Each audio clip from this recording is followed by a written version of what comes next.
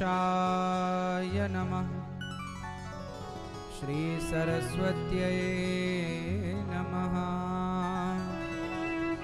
श्रीमते रामानुजाय नमः। श्री राधा कृष्णाभ्यां नमः।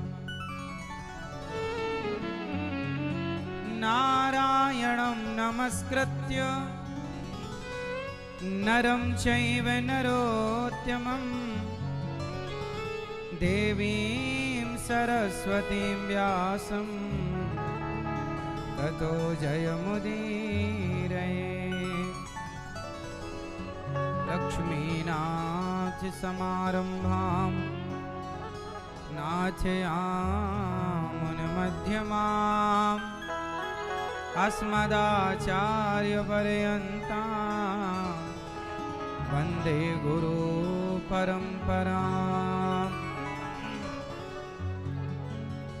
जय जय श्री राधा रमण, जय जय नवल किशोर, जय गोपी चित चोर प्रभु,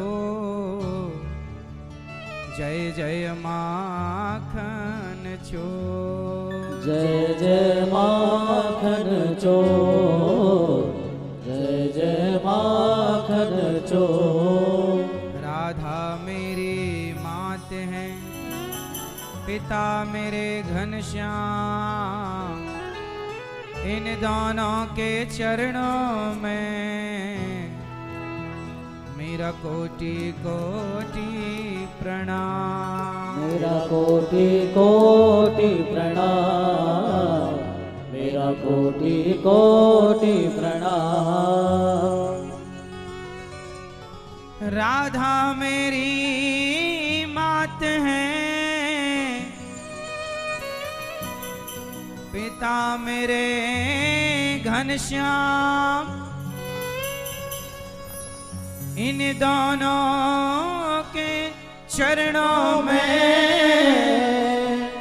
मेरा कोटि कोटि प्रणाम। मेरा कोटि कोटि प्रणाम, मेरा कोटि कोटि प्रणाम, मेरा कोटि कोटि प्रणाम। वृंदावन जाऊंगी सखी, बरसाने जाऊंगी,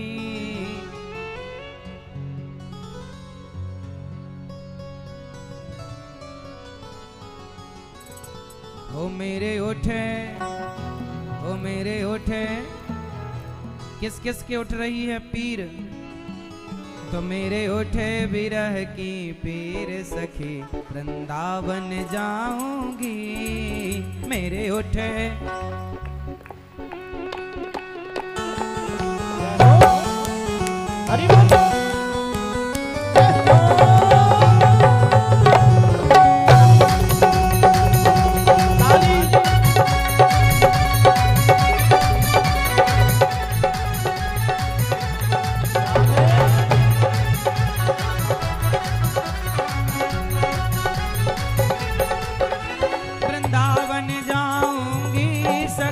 बरसाने जाऊंगी, वृंदावन जाऊंगी सखी, बरसाने जाऊंगी, वृंदावन जाऊंगी सखी, बरसाने जाऊंगी, वृंदावन जाऊंगी सखी, बरसाने जाऊंगी। मेरे उठे, मेरे उठे, मेरे उठे विरह की पीर सखी, वृंदावन जाऊंगी। ओ मेरे उठे विरह की पीर सखी, वृंदावन जाऊंगी, वृंदावन जाऊंगी सखी, बरसाने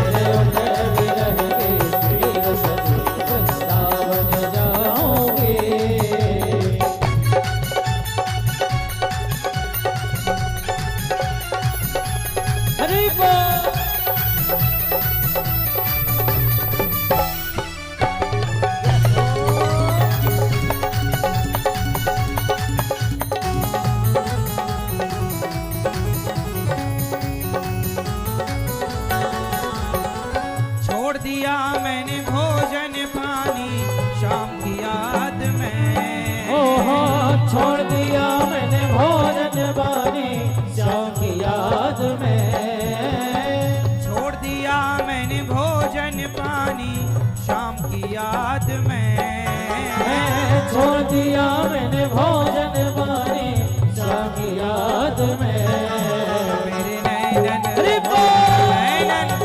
मेरे नैनन बरसे नीर सखी वृंदावन जाऊंगी मेरे नैनन बरसे नीर सखी वृंदावन जाओगे वृंदावन जाऊंगी सखी बरसाने जाओगे हाँ वृंदावन जाओगे सखी बरसाने जाओगे मेरे उठे मेरे उठे विरह के वीर सखी वृंदावन जाऊंगी मेरे उठे बिरह के वीर सखी वृंदावन जाओगे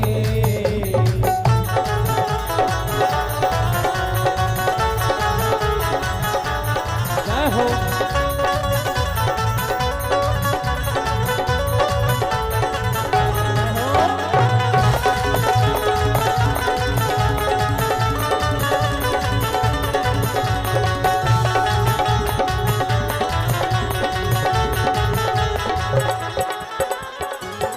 इस दुनिया के रिश्ते नाते सब ही तोड़ दिए इस दुनिया के रिश्ते नाते सब ही तोड़ दिए इस दुनिया के रिश्ते नाते सब ही तोड़ दिए हो इस दुनिया के रिश्ते नाते सब ही तोड़ दिए तुझे कैसे जय हो। तुझे कैसे जय हो। तुझे कैसे दिखाऊं दिल चीर सखी वृंदावन जाऊंगी तोहे कैसे दिखाओ दिल चीर सखी वृंदावन जाऊंगी वृंदावन जाऊंगी सखी बरसाने जाओगे वृंदावन जाओगी सखी बरसाने जाओगे मेरे उठे बोले हो। मेरे उठे हरि बोल।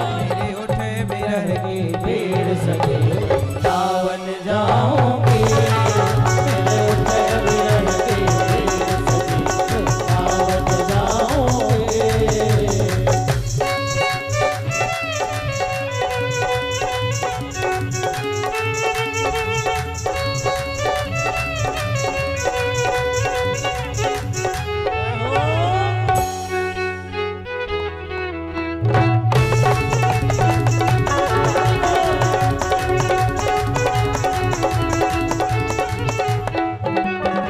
नैन लड़े गिरधर से मैं तो बाबरी हो गई लड़े गिरधर से मैं तो पागल हो गई नैन लड़े गिरधर से मैं तो बाबरी हो गई हो लड़े गिरधर से मैं तो पागल हो गई दुनिया से हो। दुनिया से दुनिया से भयो अधीर सखी वृंदावन जाओगे दुनिया से भयो अधीर सखी वृंदावन जाओगे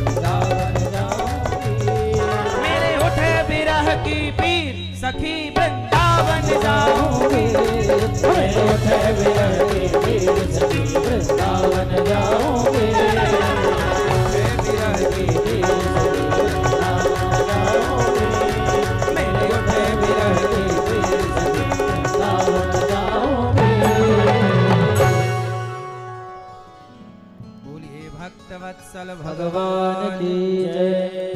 श्री वृंदावन बिहारी लाल की जय। श्री यमुना महारानी की जय। जय जय श्री राधे परम मंगलमय परात्पर अखिलेश्वर अखिल ब्रह्मांड नायक परात्पर परब्रह्म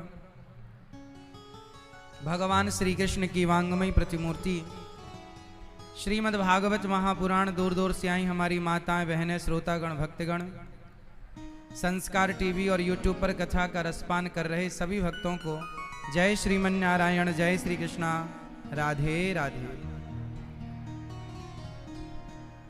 स्वागत है आप सभी भक्तों का आज की मंगलमयी अमृतमयी कथा में। भिंड की पावन धरती,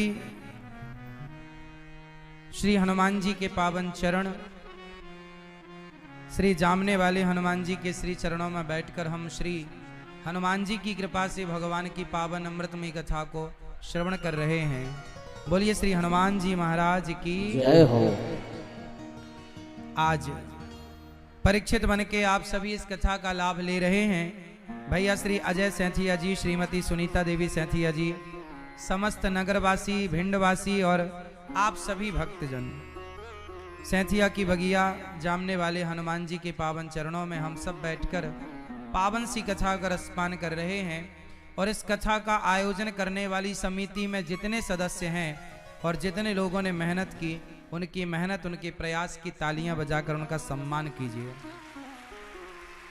इनका प्रयास वास्तविक में सराहनीय है और हम सबको कार्तिक के पावन माह में ये सुंदर सी कथा का रसपान करने का परम सौभाग्य प्राप्त हुआ। श्री हनुमान जी के पावन चरणों में गोता लगाने का, डुबकी लगाने का, सत्संग की गंगा में ये पावन लाभ मिला, हनुमान जी का दर्शन करने का लाभ मिला। आप सभी सब बड़े भाग्यशाली हैं। सभी आए हुए भक्तों को जय श्रीमन नारायण, जय श्री कृष्णा, राधे राधे। स्वागत है आप सभी भक्तों का। आप पर बिहारी जी की कृपा सदा बनी रहे। इन्हीं मंगल कामनाओं के साथ संस्कार टीवी और यूट्यूब पर कथा का रसपान कर रहे सभी भक्तों को जय श्रीमन नारायण, जय श्री कृष्णा, राधे राधे। आपका बहुत बहुत स्वागत, वंदन, सबका अभिनंदन। आइए अब पावन सी कथा में डुबकी लगाएं और जीवन को कृतार्थ करें। राजा परीक्षित को 7 दिन में मरने का श्राप लगा, क्योंकि राजा परीक्षित ने कलयुग को रहने के 4 कमरे बनवाए और 5वां वह स्थान दिया जो राजा परीक्षित स्वयं उसकी चपेट में आ गए। कलयुग के 4 स्थान हैं: जुआ, शराब, पराई स्त्री और मांस। इसलिए इन चारों से सदा हमें बच के रहना। यदि आप अपना भविष्य चाहते हो, यदि आप में से कितने लोग अपना कल्याण चाहते हैं? जो अपना कल्याण चाहते हैं वो हाथ उठाएं। कल्याण चाहते हो तो 5 काम मत करना। आप अपना कल्याण चाहते हो तो कितने काम मत करना? पहला, जुआ मत खेलना। दूसरा, शराब मत पीना। तीसरा, पराई स्त्री, पराई पुरुष के चक्कर में मत पड़ना, चरित्र ना बिगड़े इसका ख्याल। चौथा, मांस मत खाना। और 5वां, बेईमानी का धन मत कभी लेना, भ्रष्टाचार मत करना। पढ़ लिख करके जब योग्य बन जाओ तो कभी बेईमानी मत करना। किसी का धन मत हड़प लेना। किसी के साथ बेईमानी करके धनवान धन्ना सेठ बनने का भाव मत रख लेना। यदि 5 काम आपने जीवन में नहीं किए तो आपका यहाँ भी यश बढ़ेगा, वहां भी आपकी गति होगी, लोक परलोक दोनों सवर जाएगा। जो अपना कल्याण चाहता है वो इन 5 कामों से बचे। वो 5 काम जरा एक बार हमें याद दिला दो, हम भूल गए। क्या क्या करना, क्या क्या नहीं करना आपको? पहला, जुआ नहीं खेलना, शराब नहीं पीना। तीसरा, पराई स्त्री, पराई पुरुष के चक्कर में नहीं पड़ना। पढ़ लिख करके योग्य बनना है। प्यार व्यार बिल्कुल नहीं करना। शादी के बाद अपने पति और अपनी पत्नी से प्यार करना है। प्यार व्यार के चक्कर में न पड़ना। तो तीसरा स्थान, तीसरा काम कौन सा? पहला जुआ, दूसरा शराब, तीसरा चरित्रहीनता, चौथा मांस, अंडा, मुर्गी, मछली, बकरा, बकरी, कुछ भी नहीं। और पांचवा बेईमानी नहीं करना, कभी भ्रष्टाचार नहीं करना, पापाचार नहीं करना। इन पांचों कामों का सदा त्याग करेंगे। जो इन पांचों से बचेगा वो भगवान तक जरूर पहुंचेगा। जो इन पांच में किसी एक में उलझ गया उसकी दुर्गति निश्चित है, यहां भी और वहां भी। राजा परीक्षित ने जो मुकुट पहनी थी वो जरासंध की थी, सिर पर आकर कलयुग बैठ गया। और जब कलयुग सवार हुआ तो बुद्धि भ्रष्ट हो गई। जब बुद्धि भ्रष्ट होती है तो व्यक्ति गलत काम करता है। बुद्धि भ्रष्ट हो गई और राजा परीक्षित ने एक संत का अपमान कर दिया। राजा परीक्षित ने एक संत का अपमान किया और संत जी के पुत्र समीक जी के पुत्र श्रृंगी जी ने श्राप दे दिया। इति लंघित मर्यादम तक्षकः सप्तमे हनि। आज से 7वें दिन तक्षक तुम्हें डसेगा और तुम्हारी मृत्यु हो जाएगी। आज से 7वें दिन तक्षक तुम्हें डसेगा और मृत्यु हो जाएगी। 7 दिन में मरने का श्राप लगा। जिसे 7 दिन में मरना हो उसे क्या करना चाहिए? ऐसा सवाल राजा परीक्षित ने सुखदेव भगवान से पूछा कि जिसे 7 दिन में मरना हो उसे क्या करना चाहिए। अब सुनते हैं कि जिसे 7 दिन में मरना हो उसे क्या करना चाहिए। सुखदेव भगवान कह रहे हैं, निद्रया ह्रियते नक्तम व्यवायेन च वावयः दिवाचार्थे हया राजन् कुटुम्ब भरणेन वा। जिसे जल्दी मरना हो उसे क्या करना? हम सबको जल्दी ही तो मरना। हमारी जिंदगी कितने दिन की है? बच्चों ध्यान से सुनना है, शोर नहीं करना। आपको सुनना है, मन लगाकर सीखना है, शोर नहीं करना। मेरी प्रार्थना है बिल्कुल टुप्पी टाप बैठो, है ना, शांति से और ध्यान से सुनो। हमारी जिंदगी कितने दिनों की है? 7 दिनों की। 8वां दिन नहीं होता। सोमवार से लेकर रविवार तक 7 दिनों में आप आए, इन 7 में से किसी एक दिन जाएंगे। तो जीवन 7 दिनों का है। इसलिए भागवत भी 7 दिनों की होती है, क्योंकि 7 दिनों की भागवत से 7 दिनों का जीवन सवर जाता है। इसलिए 7 दिनों की भागवत। 8वां दिन होता नहीं ना। सोमवार से लेकर रविवार तक कितने दिन हुए? 7। इन 7 में ही हम आते हैं, इन 7 में किसी एक दिन ही हम जाते हैं। तो 7 दिनों का श्राप लगा परीक्षित जी को मरने का। हम भी 7 दिनों में ही चले जाएंगे। इसलिए जीवन पानी केरा बुदबुदा असमानुष की जात। ये जीवन बहुत थोड़ा है, पता नहीं कब चला जाए। इसलिए जब तक है तब तक इस जीवन से अपना लोक परलोक सवार लिया जाए। मानव शरीर है तो अपना कल्याण कर लिया जाए। मानव शरीर से क्या किया जाए? अपना कल्याण। प्रिय भक्तों, सुखदेव भगवान कहते हैं कि राजन, मन में परमात्मा का स्मरण रखो, संसार की हाय हाय से मन हटाओ और प्रभु के चरणों में मन लगाओ। सुखदेव भगवान ने सृष्टि का क्रम सुनाया, भगवान को नमस्कार किया। नमः परस्मै पुरुषाय भूयसे सदुद्भव स्थान निरोध लीलया। 10 लक्षणों का वर्णन हुआ। अत्र सर्गो विसर्गश्च स्थानम पोषण मूतया मनवंतरेशानुकथा निरोधो मुक्तिराश्रय। और भगवान के स्वभाव का सुखदेव भगवान निरूपण करते हैं कि भगवान शांति दूत बनकर गए। उस समय भगवान ने विदुरानी के घर जाकर छिलकों का भोग लगाया। भगवान क्या खाते हैं? विदुरानी के घर जाकर भगवान ने क्या खाया? छिलकों का भोग लगाया। अच्छा, वैसे आप कितने लोग भगवान को भोग लगाते हैं? आप में से कितने लोग भोग लगाकर खाते हैं? भोग लगाते हो? तो बताओ, जब आप भगवान जी को भोग लगाते हो तो भगवान जी खाते हैं कि नहीं खाते? हाँ खाते हैं।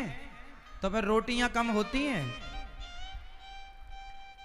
आपने 4 रोटी रखी, दाल चावल रखा भगवान के सामने, तो यदि भगवान खाएंगे तो कुछ तो कम होगा। तो कम होता है क्या? जोर से। तो जब कम नहीं होता तो कैसे माना जाए कि खाते हैं? कैसे खाते हैं फिर भगवान? मैया, ओ मेरी माँ, कैसे खाते हैं भगवान? जोर से। कैसे खाते हैं? हाँ, आराम से, मन से।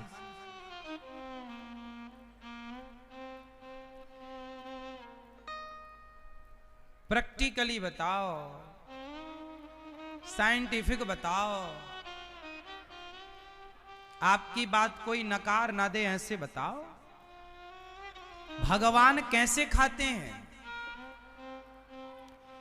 दाल चावल सब्जी रोटी रखी गई, पर वो तो जस की तस रहती है, उससे तो कोई कम होता नहीं उससे। तो क्या भगवान नहीं खाते?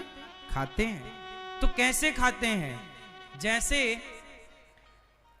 मधुमक्खी पुष्प से पराग निकाल लेती है, शहद निकाल लेती है, रस निकाल लेती है, तो क्या मधुमक्खी के रस निकाल लेने से पुष्प का वजन कम होता है? जोर से।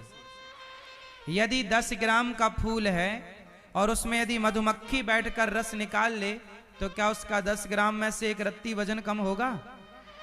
वजन तो कम नहीं हुआ, पर शहद ने रस ले लिया कि मधुमक्खी ने रस ले लिया कि नहीं? हाँ या ना? जैसे मधुमक्खी पुष्प से रस निकाल लेती है, पुष्प का वजन कम नहीं होता, उसी प्रकार जब आप भगवान के आगे दाल चावल सब्जी रोटी रखते हैं तो भगवान दाल चावल सब्जी रोटी को स्वीकार नहीं करते, लेकिन खिलाने वाले की जो श्रद्धा है उस श्रद्धा के उस खुशबू को स्वीकार कर लेते हैं, श्रद्धा की शहद को स्वीकार कर लेते हैं और भगवान वही ग्रहण करते हैं। जैसे मधुमक्खी सारा पुष्प छोड़कर केवल रस ग्रहण करती है, उसी प्रकार भगवान सारा भोजन छोड़कर भक्त के भावों को ग्रहण कर लेते हैं कि भक्त ने किस भाव से ग्रहण कराया, उस भाव को स्वीकार करके और प्रसादी हमारे और आपके लिए छोड़ देते हैं। भगवान खाते हैं। भाव का भूखा हूं मैं, भाव ही एक सार है, और भाव से भजले मुझे तो भव से बेड़ा। अच्छा बताओ, आप लोग केला खाते हो या केले का छिलका? और छिलका खाते हो क्या? खाते हो? नहीं। लेकिन भगवान छिलका खाते हैं। क्यों खाते हैं छिलका, बताओ जरा? क्योंकि भगवान ये नहीं देखते कि वस्तु क्या है। आपने हमें केला खवाया कि 56 भोग खवाया कि सूखे चावल खिलाए, भगवान ये नहीं देखते कि आप हमें क्या खिला रहे हैं। भगवान ये देखते हैं किस भाव से खिला रहे हैं। भगवान ने छिलकों को ग्रहण किया, खाए कि नहीं? किनके यहां छिलके खाए थे भगवान? जोर से। किनके यहां? विदुरानी के यहां छिलकों का भोग लगाया। अब छिलका कोई खाता है क्या? पर भगवान खाए। क्यों खाए? क्योंकि भगवान कहते हैं कि मैं भक्त के भाव को ग्रहण करता हूं, और विदुरानी को लगा ये फल हैं, छिलकों को फल समझ कर दिया, भगवान ने छिलकों का ही भोग लगाया। भगवान ने दुर्योधन के 56 भोगों को त्याग दिया। दुर्योधन की मेवा त्यागी, साग विदुर घर खाई, सबसे ऊंची प्रेम सगाई। भगवान कहते हैं प्रेम से मेरा भक्त जो मुझे देता है मैं वो ग्रहण कर लेता हूं, चाहे वो छिलका हो या जूठे बेर हो या सूखे चावल हो, सूखे तंडुल हो, सब खा लेते हैं। क्या होना चाहिए? बस जोर से प्रेम होना चाहिए, भाव होना चाहिए। भगवान विदुरानी पर कृपा करते हैं और परम धाम जाते हैं। जब भगवान गए तो जाते समय भगवान ने मैत्रेय जी को कहा, मैत्रेय जी से कहा, उद्धव जी ने कहा कि भगवान चले गए हैं, आगे की चर्चा मैत्रेय जी सुनाएंगे। विदुर जी मैत्रेय जी के पास गए और मैत्रेय जी से सवाल किया कि भगवान ये सृष्टि क्यों करते हैं? अच्छा बताओ, भगवान ने ये दुनिया क्यों बनाई? आप लोगों ने एक गीत भी सुना होगा, आप लोगों ने सुना होगा, दुनिया बनाने वाले काहे को दुनिया बनाई। हे भगवान, तूने ये दुनिया क्यों बनाई? आपने कई बार ये सवाल किसी से किया होगा या खुद से किया होगा कि भगवान ने ये दुनिया क्यों बनाई। अच्छा बताओ, भगवान ने ये संसार क्यों बनाया? जोर से, किस किस के पास इस प्रश्न का उत्तर है? भगवान ने दुनिया क्यों बनाई, इस प्रश्न का उत्तर किसके पास? बाकी लोगों के पास नहीं है? जिनके पास है वो बताएं। पीछे वाली मैया बताएं, भगवान ने संसार क्यों बनाया? अच्छा एक बात बताओ, आपके घर में आपकी मां खीर बनाती है, क्यों बनाती है? पूड़ी बनाती है, पेट तो रोटी दाल से भी भर रहा है, पर मां कभी ये बनाती है, कभी वो बनाती है। आप लोगों भी बचपन में एक खेल खेले होंगे, रेत के ढेर में बैठ जाते हैं और रेत में एक छोटा सा घर बनाते हैं बच्चे और उस घर में खेलते हैं। अच्छा बताओ, वो बच्चे रेत में घर बनाते हैं, बालू में घर बनाते हैं, बालू का क्यों बनाते हैं? छोटे छोटे बच्चे माटी का खिलौना बनाते हैं, उनके संग खेलते हैं और खेलने के बाद माटी का खिलौना तोड़ देते हैं और चले जाते हैं। क्यों बनाते हैं? अपने सुख के लिए, अपने आनंद के लिए, अपने आनंद के लिए। छोटे छोटे बच्चे बैलगाड़ी जाए तो उसमें लटक जाते हैं, बहुत दूर तक जाते हैं, फिर वापस आते हैं।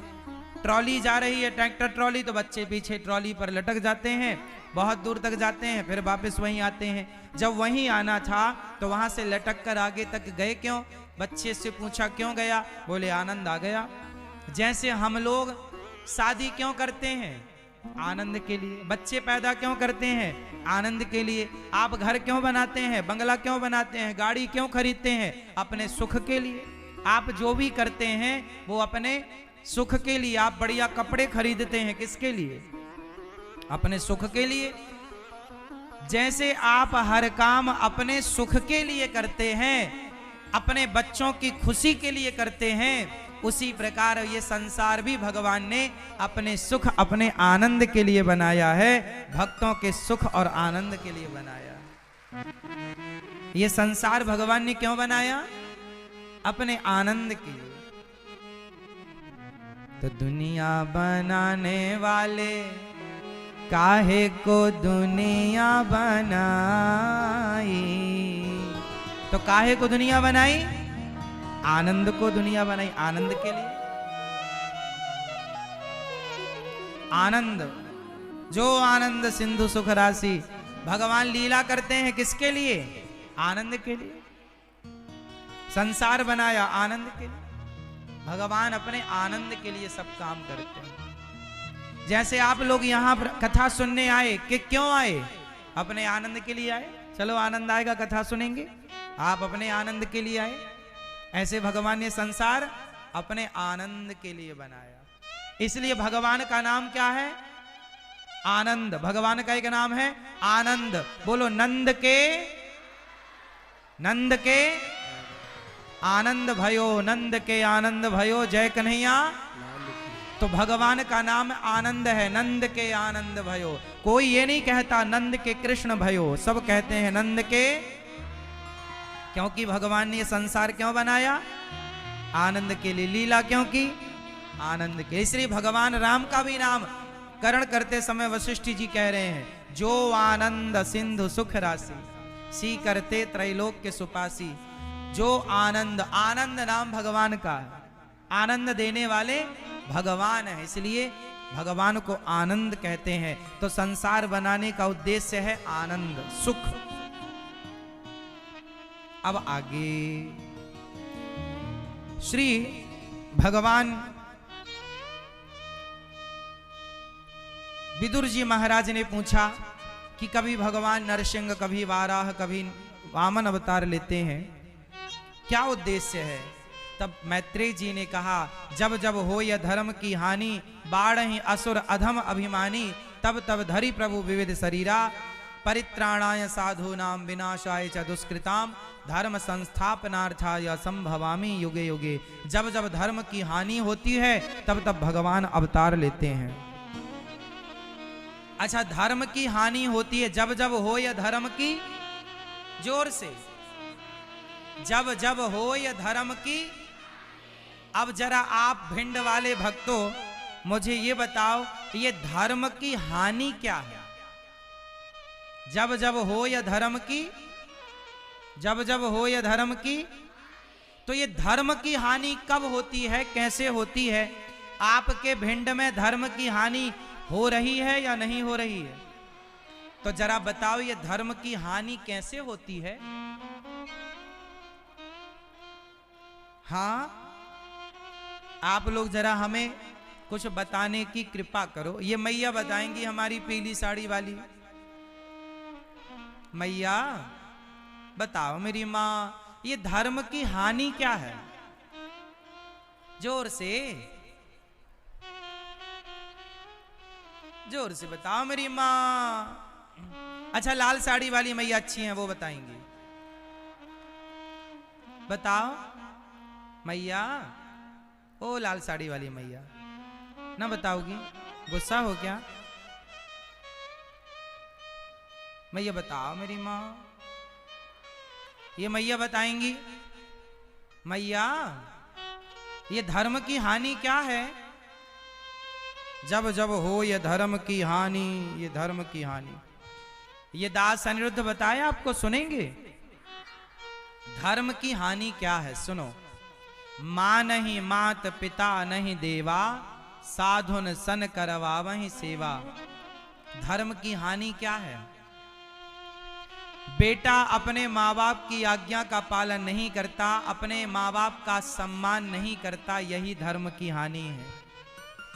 एक पुरुष अपनी पत्नी के होते हुए पराई स्त्री, पराई पुरुष पर नजर रखता है, यही धर्म की हानि है। एक स्त्री अपने पति के होते हुए पराये मर्दों पर नजर रखती है, यही धर्म की हानि है। आप चाहें तो सच बोलकर भी पेट भर सकते हैं, पर आप चाह कर भी सच ना बोलकर झूठ बोल रहे हैं, यही तो धर्म की हानि है। आप दूध पीकर, आप जूस पीकर अपने स्वास्थ्य को लंबा कर सकते हैं, बेहतर बना सकते हैं, पर आप शराब पीकर अपना स्वास्थ्य बिगाड़ रहे, अपना धन बिगाड़ रहे, अपना जीवन बिगाड़ रहे हैं, यही तो धर्म की हानि है। आजकल का लड़का अपनी बहन को तो वो बड़ा प्यार करता है, मेरी बहन को तुम गलत नजर से मत देखना, तुम्हारी आंखें नोच लूंगा, लेकिन वो खुद दूसरों की बहन बेटियों की गलत नजर से, वो गलत नजर से देखता है। अपनी बहन को वो चाहता है कि मेरी बहन को कोई गलत नजर से ना देखे, और वो खुद दूसरों की बहनों को, बेटियों को गलत नजर से देखता है, यही तो धर्म की हानि है। ये धर्म की हानि है। इसलिए जीवन में क्या होना चाहिए? अच्छा बताओ, कर्म और धर्म। कर्म आपने कई बार सुना होगा, कर्म ही पूजा है, कर्म करो। कितने लोगों ने सुना है कि कर्म ही पूजा है? जिनने सुना है वो हाथ उठाएं। हाँ मैया, बैठो मेरी मां। कर्म ही, जोर से। अब आप लोग जरा मुझे एक बात कंफर्म कराओ कि कर्म और धर्म में बड़ा कौन है? कर्म और धर्म में क्या बड़ा है? कर्म या धर्म में क्या बड़ा है? कर्म, कर्म या धर्म? मैया बताएंगी, ये हरी साड़ी वाली मैया बताएंगी। मैया, कर्म और धर्म में क्या बड़ा है मेरी माँ? बताओ मेरी माँ। सास ने क्या कह के भेजा है कि कुछ बोलना मत? घर में तो बहुत बोलती हो मेरी माँ, भिंड में बोलती हो तो ग्वालियर तक आवाज जाती है, हाँ? और यहां तो यहीं बोल रही हो तो यहीं तक आवाज नहीं आ रही है। बताओ कर्म और धर्म में क्या बड़ा है? कर्म बड़ा कि धर्म बड़ा? हाँ, कर्म क्या बड़ा? कर्म क्या बड़ा? जोर से। कुछ लोग कह रहे हैं धर्म बड़ा, कुछ लोग कह रहे हैं कर्म बड़ा। चलो ऐसे नहीं, जो कर्म को बड़ा मानते हैं वो हाथ उठाएं। कर्म, जो कर्म का सपोर्ट कर रहे हैं, जो कर्म को बड़ा मानते हैं वो हाथ उठाएं। कर्म। अब नीचे करो। जो धर्म को बड़ा मानते हैं वो हाथ उठाएं।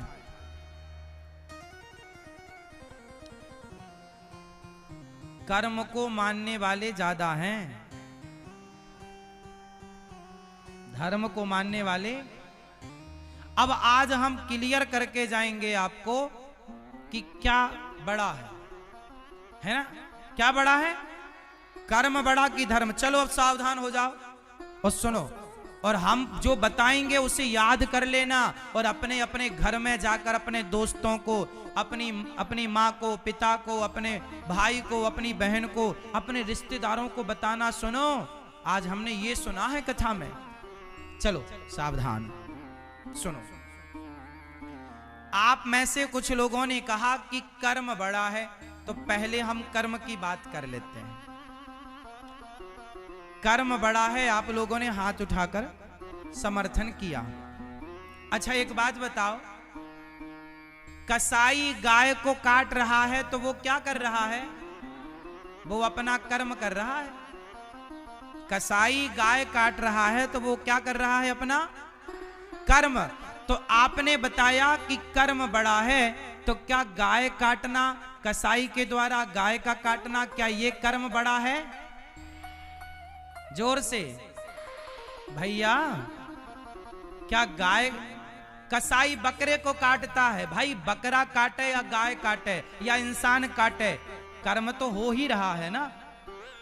कर्म हो रहा, तलवार चल रही है मतलब कर्म हो रहा। अब तलवार बकरे पे चल रही है कि गाय पे चल रही है कि इंसान पर चल रही है कि बच्चे पर चल रही है? चल रही है, वो कर्म है।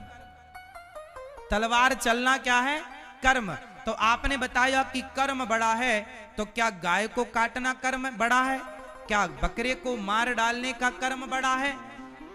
एक बेटा अपनी माँ की आरती उतारता है, वो भी कर्म है, और एक बेटा अपनी माँ को गालियां दे रहा है, वो भी कर्म है। इस संसार में आप दूध पी रहे हैं तो आप वो भी कर्म कर रहे हैं, और शराबी शराब पी रहा है तो वो क्या कर रहा है?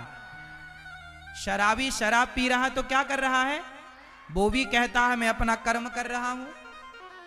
इस संसार में जो हो रहा है वो सब क्या है? जोर से, क्या है वो? कर्म। तो आप लोगों ने बताया कि कर्म बड़ा है, तो क्या शराब पीने का कर्म बड़ा हो सकता है? क्या गाय को काटने का कर्म बड़ा हो सकता है? क्या बकरे को काटने का कर्म बड़ा हो सकता है? झूठ बोलना भी कर्म है और सच बोलना भी कर्म है, दोनों कर्म है। आप बोल रहे हैं मतलब कर्म हो रहा है। अब सच बोल रहे हैं कि झूठ बोल रहे हैं वो अलग बात होगी अभी, पर है तो कर्म ना।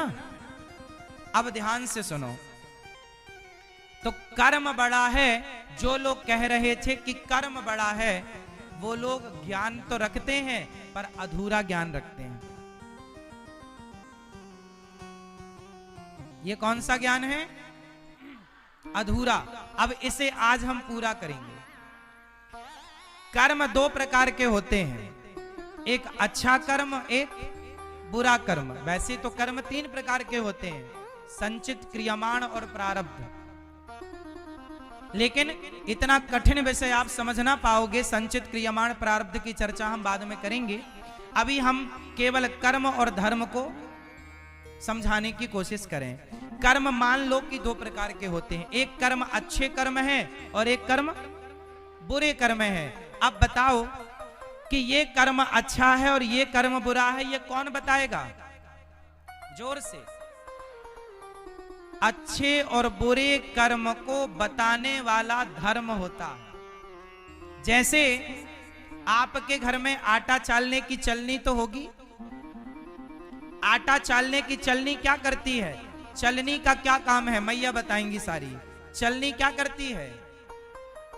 जोर से। चलनी आटे को दो भागों में डिवाइड कर देती है। चलनी आटे को कितने भागों में डिवाइड करती है? चलनी अच्छे आटा को नीचे गिरा देती है और जो आटे में कचरा होता है, चोकर चापर, उसे अलग कर देती है। हाँ या ना? जैसे चलनी का काम केवल इतना है, अच्छे और बुरे को अलग करना। हाँ या ना? ऐसे ही सुपड़ा भी करता है। सूपा क्या करता है? अच्छे अनाज को अलग कर देगा और उसमें जो कचरा है उसे अलग कर देगा। उसी तरह जो धर्म है, धर्म केवल चलनी का काम करता है, अच्छे और बुरे कर्म को अलग अलग कर देता है, बस। इसलिए कर्म तो श्रेष्ठ है, परंतु वह कर्म श्रेष्ठ है जो धर्म युक्त हो। यदि आपका कर्म धर्म युक्त नहीं है तो आपका कर्म श्रेष्ठ नहीं हो सकता। जैसे शराब पीने का कर्म बुरा है, इसे मत पियो, और दूध पीने का कर्म श्रेष्ठ है, दूध पी जाओ। गाय की सेवा करने का कर्म श्रेष्ठ है, सेवा करो, पर गाय की गर्दन पर तलवार चलाने का कर्म बुरा है, मत करो। धर्म कहता है कि गाय माता है, गावो विश्वस्य मातरः, तो गाय माता है तो माता मानकर पूजा करो।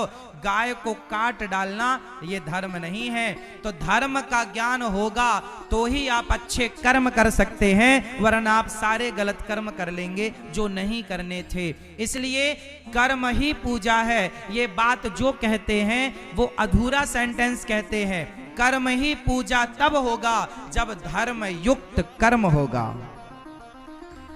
जब कर्म कैसे होगा? किसके अनुसार होगा? धर्म के अनुसार। धर्म जो कहता है वो करना है। अच्छा ये बताओ, आप अपने पति से प्यार करती हैं, ये धर्म है कि अधर्म है? जोर से। मैया पुरुष भी बताए, आप अपनी पत्नी से और अपने पति से आप प्यार करते हैं, ये धर्म है कि अधर्म है? जोर से। धर्म है ये। लेकिन आप अपनी पत्नी के होते हुए किसी और स्त्री और किसी और पुरुष से प्यार करने लग जाएं, ये धर्म हुआ कि अधर्म हुआ? जोर से। अधर्म है। अब आप कहो जी हम तो कर्म कर रहे हैं। किसी भी स्त्री से आप प्यार करने लग जाएं, बोले हम तो अपना कर्म कर रहे हैं। यदि आप किसी भी स्त्री से प्यार करने लग गए, किसी भी पुरुष से प्यार करने लग गए तो आप तो व्यभिचारी हो गए। ये कर्म श्रेष्ठ नहीं है। इसलिए कर्म तब तक कच्चा है तब जब तक वो धर्म की कसौटी पर ना कस जाए। तो बताओ क्या बड़ा हुआ? धर्म बड़ा हुआ कि कर्म बड़ा हुआ? बिना धर्म के कोई कर्म होगा क्या? और यदि होगा तो वो गलत होगा। तो अब बताओ कि कर्म बड़ा है कि धर्म बड़ा है? जोर से। कर्म भी तब बड़ा होगा जब कर्म धर्म के अनुसार होगा। किसके अनुसार होगा? तो अब बताओ, कर्म बड़ा है, कितने लोग इस बात से सहमत हैं? कर्म बड़ा है। धर्म बड़ा है, कितने लोग इस बात से सहमत हैं? धर्म बड़ा है। धर्म से कर्म हो, अर्थात धर्म। अच्छा ये बताओ, राम जी वनवास गए, ये धर्म था कि नहीं? राम जी वनवास गए, वनवास जाने का राम जी ने कर्म तो किया, पर उनके कर्म में धर्म था। अच्छा बताओ, रावण ने सीता मां को चुराया तो चुराने का कर्म किया ना रावण ने? कर्म तो हुआ, चुराया तो सीता मां को चुराया रावण ने, कर्म तो हुआ। क्या सीता मां को चुराना ये कर्म? आप कहते हैं कर्म बड़ा है, तो रावण का सीता मां को चुराना ये कर्म भी बड़ा होना चाहिए। रावण ने कर्म तो किया पर धर्म युक्त कर्म नहीं किया। उसके कर्म में क्या चूक हो गई? रावण के कर्म में क्या नहीं था? जोर से। बहुत बढ़िया सब्जेक्ट, कठिन विषय आपको समझा रहा हूं। समझ में किस किस की आ रहा, पहले तो ये कन्फर्म कराओ। ऐसा ना हो कि हम ही बस बोले आप समझे कुछ ना। तो बताओ, रावण के कर्म में किस चीज की कमी रह गई? धर्म की। तो भैया आप सहमत हैं? तो बताओ, कर्म बड़ा है कि धर्म? जोर से। भैया कर्म में धर्म ना होगा तो वो कर्म रावण जैसा हो जाएगा। कर्म में धर्म ना होगा तो वो कर्म सूर्पनखा जैसा हो जाएगा। कर्म में धर्म ना होगा तो वो कर्म कंस जैसा हो जाएगा। इसलिए कर्म में धर्म ना होगा।